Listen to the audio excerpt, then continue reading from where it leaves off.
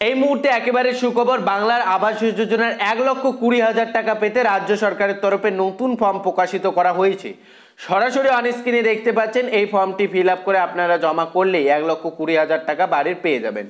প্রশ্ন হচ্ছে এই ফর্মটি আপনারা কিভাবে সংগ্রহ করবেন, কোথা থেকে ফর্মটি পাবেন, কিভাবে ফিল আপ করবেন, কোন কোন ডকুমেন্ট প্রয়োজন রয়েছে, কারা কারা আবেদন করতে পারবেন, কি কি ক্রাইটেরিয়া রাখা হয়েছে, A to Z details update জানাতে চলেছি ভিডিওটির মাধ্যমে।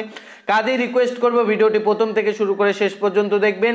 আপনি যদি একজন ঘরপ্রাপ্য উপভোক্তা হয়ে থাকেন, আপনি যদি এখনো পর্যন্ত আবাস যোজনা আয়ত্তায় বাংলার বাড়ি না পেয়ে থাকেন, আপনি যদি একজন প্রাপ্য উপভোক্তা হয়ে থাকেন, সেক্ষেত্রে আপনি কিভাবে আবেদন করবেন A to Z details update জানতে ভিডিওটি প্রথম থেকে শুরু করে শেষ পর্যন্ত দেখুন। চ্যানেলটিকে সাবস্ক্রাইব করে ভিডিওটিতে একটি লাইক প্রদান করে দেবেন। প্রথমে আপনাদের দেখাতে চলেছি ফর্ম ফিল আপ প্রসেস এবং ভিডিওর শেষে ডিটেলস আলোচনা করে দেব।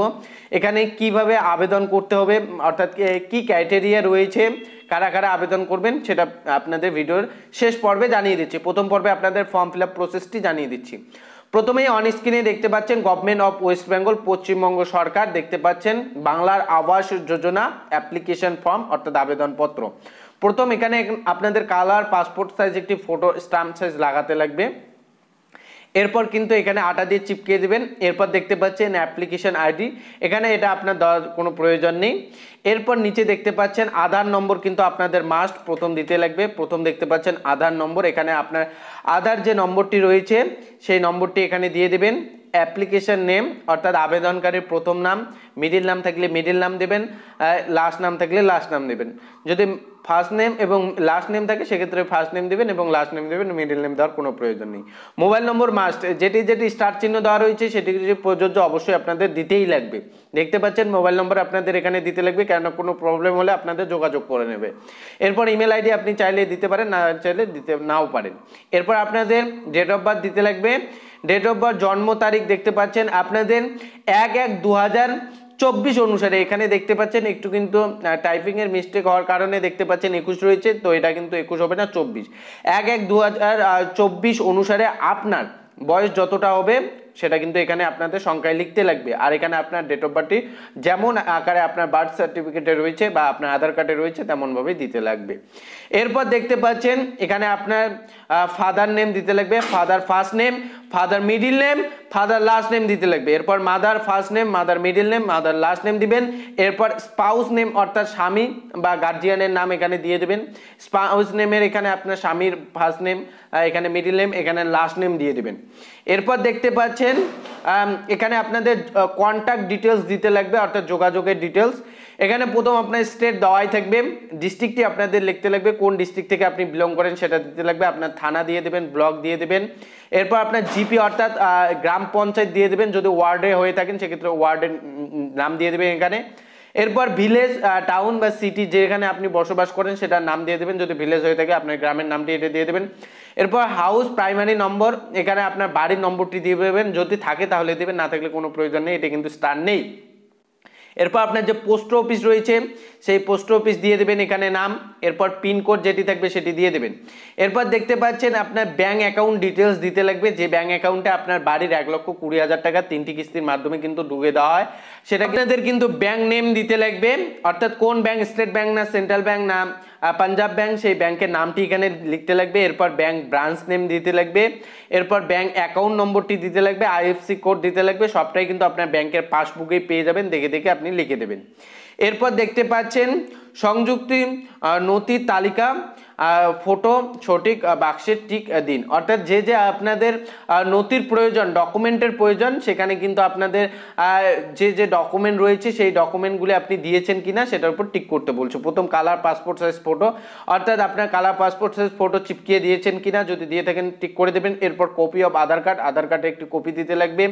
এরপর কপি অফ ব্যাংক পাসবুক, অর্থাৎ আপনার ব্যাংকের পাসবুকের ফ্রন্ট পেজ প্রথম পাতাটি জেরক্স করে দিতে লাগবে। আদার যদি কোনো ডকুমেন্ট দিয়ে থাকেন অন্যান্য ডকুমেন্ট তাহলে আপনি এখানে টিক করে দেবেন। সেলফ ডিক্লারেশন অর্থাৎ ঘোষণাপত্র, আপনাদের বাংলায় পরিষ্কার ভাষায় জানিয়ে দিচ্ছি। আমি পশ্চিমবঙ্গের বাসিন্দা, আমি কোনো ধরনের নিয়মিত সরকারি চাকরি থেকে কোনো মাসিক আয় পেনশন পাই না। এরপর বলা রয়েছে আমার জমা করা সমস্ত নথি এবং তথ্য আমার জ্ঞানগত সত্য, যদি নথি বা তথ্য মিথ্যা প্রমাণিত হয় তাহলে আমার বিরুদ্ধে পদক্ষেপ নেওয়া হবে এবং প্রকল্পের সুবিধা বন্ধ করে দেওয়া হবে। এখানে তারিখ এবং আপনি যে আবেদনকারী স্বাক্ষর, এখানে একটি সিগনেচার অফ অ্যাপ্লিকেশনের কিন্তু দিতে লাগবে। আবেদনকারী এখানে একটি স্বাক্ষর করে দেবেন। স্বাক্ষর করে দেওয়ার পর যেসব ডকুমেন্টের কথা বললাম এইসব ডকুমেন্ট সহ আপনাদের কিন্তু জমা করতে লাগবে। প্রশ্ন হচ্ছে এখানে কারা কারা আবেদন করবেন। প্রথম আপনাদের জানিয়ে দিচ্ছি যে আপনারা জানেন 11 লক্ষ আবাস যোজনার ফাইনাল লিস্টে ওঠা উপভোক্তাদের টাকা কেন্দ্র সরকারের তরফে দীর্ঘদিন ধরে আটকে রাখা হয়েছে, এমনটাই অভিযোগ রাজ্য সরকারের তরফে। এ নিয়ে রাজ্য সরকারের তরফে রাজ্য বাজেটে ঘোষণা করা হয়েছে কেন্দ্র সরকার 2-3 মাসের মধ্যে টাকা না দিলে রাজ্য সরকারের তরফে 100 দিনের কাজ প্রকল্পের মতো করেই মিটিয়ে দেওয়া হবে। ঠিক তেমনি রাজ্য সরকারের প্রতিশ্রুতি অনুযায়ী রাজ্য সরকারের তরফে একটি নতুন পোর্টাল খোলা হয়েছে, যা আপনাদের গতকালই ভিডিওর মাধ্যমে আপডেট জানিয়েছিলাম। আবাসের টাকা দিতে নয়া পোর্টাল তৈরি করছে রাজ্য, যে পোর্টালের মাধ্যমে এই ফর্ম আপনাদের নথিভুক্ত করতে হবে। অর্থাৎ এই যে 11 লক্ষ উপভোক্তা রয়েছেন, যারা যারা প্রাপ্য উপভোক্তা, তাদের কিন্তু আবারও এটা রি-কেওয়াইসি করা হচ্ছে, যাচাইকরণ করা হচ্ছে। যেহেতু বিগত 1-1.5 বছর আগে যাচাইকরণ করা হয়েছে, এর মধ্যে অনেকেই পাকা বাড়ি করে নিয়েছে, অনেকে অন্যত্রে চলে গেছেন, সেই বিষয়গুলি যাচাইকরণ করার জন্য, বা অনেকেই এখনো পর্যন্ত প্রাপ্য উপভোক্তা রয়েছে তালিকায় নাম তুলতে পারেননি, সেই উপভোক্তাদেরও কিন্তু নাম এই আবেদনপত্রের মাধ্যমে উঠে যাবে। অর্থাৎ এখানে নতুন পুরনো সবাই আবেদন করতে পারেন। আপনি যদি একজন প্রাপ্য উপভোক্তা হয়ে থাকেন, আপনার যদি প্রয়োজন হয় সেক্ষেত্রে আপনি কিন্তু এখানে আবেদন করতে পারেন। এবার প্রশ্ন হচ্ছে এই ফর্মটি আপনারা কোথা থেকে সংগ্রহ করবেন, কোথায় ফর্মটি পাবেন? দেখেন, এটা কিন্তু আপনার পঞ্চায়েতে পেয়ে যাবেন। অর্থাৎ আপনার পঞ্চায়েত অফিসে গিয়ে আপনি কিন্তু যোগাযোগ করলে আপনার পঞ্চায়েত থেকে কিন্তু দেওয়া হচ্ছে, প্রত্যেকটি পঞ্চায়েত অফিস থেকে কিন্তু এবং ফর্মগুলি প্রকাশিত করা হচ্ছে বা দেওয়া হচ্ছে। সেই ফর্মগুলি কিন্তু ফিল আপ করে আপনাদের পঞ্চায়েতেই জমা করতে লাগবে। সেটা কিন্তু ভিডিও মারফত কিন্তু আপনাদের যে পোর্টালে সেটা কিন্তু নথিভুক্ত হয়ে যাবে। তো এইসব ডকুমেন্টের মাধ্যমে কিন্তু এই মুহূর্তে যে আবাস যোজনার বাড়ি প্রকল্পে টাকা দেওয়ার কার্যকলাপ তা কিন্তু শুরু করা হয়েছে। এবার আপনারা অনেকেই প্রশ্ন করবেন, যেহেতু ইলেকশন চলতেছে সেক্ষেত্রে রাজ্য সরকার কিভাবে এই মুহূর্তে এই সমস্ত কাজ করতে পারে, নতুন করে ফর্ম ফিল আপ বা নতুন করে প্রকল্পের টাকা দেওয়া।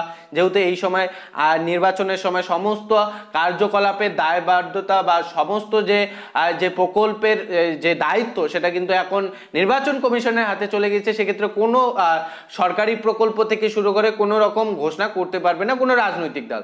সেক্ষেত্রে কেন রাজ্য সরকারের তরফে এই নতুন ফর্ম প্রকাশিত করা হলো, কেন এইভাবে জমা নেওয়া হচ্ছে, এটা আপনাদের মনে প্রশ্ন জাগতে পারে। তো আপনাদের জানিয়ে দিচ্ছি, এই যে প্রতিশ্রুতিটা সেটা কিন্তু নির্বাচন ঘোষণা হওয়ার আগে রাজ্য বাজেটে রাজ্য সরকারের তরফে ঘোষণা করা হয়েছিল। সেই প্রতিশ্রুতি মতোই কিন্তু বর্তমানে কাজ চলতেছে। সেক্ষেত্রে আপনাদের চিন্তিত হওয়ার কোনো কারণ নেই। আপনাদের ফর্ম আপনারা পঞ্চায়েত অফিস থেকে সংগ্রহ করবেন এবং ফর্মটি ফিল আপ করে আপনারা জমা করে দেবেন। আশা করি আপনাদের ব্যাংক অ্যাকাউন্টে টাকা এসে যাবে, যেহেতু এই মুহূর্তে রাজ্য সরকারের তরফে প্রতিশ্রুতি দেওয়া হয়েছে। তবে এই মুহূর্তে যে আপডেটটা পাওয়া গিয়েছে সেই আপডেট মোতাবেক আপনাদের পরিষ্কার জানিয়ে দিলাম। আপনি যদি আমাদের চ্যানেলে নতুন দর্শক হয়ে থাকেন তাহলে অবশ্যই চ্যানেলটিকে সাবস্ক্রাইব করে রাখবেন। আর আপনার যদি প্রয়োজন হয় এই ফর্মটি, সেক্ষেত্রে আপনারা এই চ্যানেলে অ্যাবাউটে চলে যাবেন, যাওয়ার পর টেলিগ্রাম গ্রুপ দেখতে পারবেন, হোয়াটসঅ্যাপ গ্রুপ দেখতে পারবেন। যে কোনো একটি গ্রুপে জয়েন হয়ে আমাদের কিন্তু SMS করবেন, আপনাদের কিন্তু এই ফর্মটি আমরা PDF আকারে সেন্ড করে দেবো। তো এই মুহূর্তে এটাই আপডেট পাওয়া গিয়েছে। আশা করি আপডেটটি পরপর উপকৃত হয়েছেন। অন্য কেউ ভিডিওটি শেয়ার দিয়ে জানাতে সাহায্য করবেন। চ্যানেলে নতুন হয়ে থাকলে চ্যানেলটিকে সাবস্ক্রাইব করে আমাদের সঙ্গে জুড়ে থাকবেন। ভালো থাকবেন, সুস্থ থাকবেন। দেখা হচ্ছে খুব শীঘ্রই আরও একটি নতুন ভিডিওর সঙ্গে।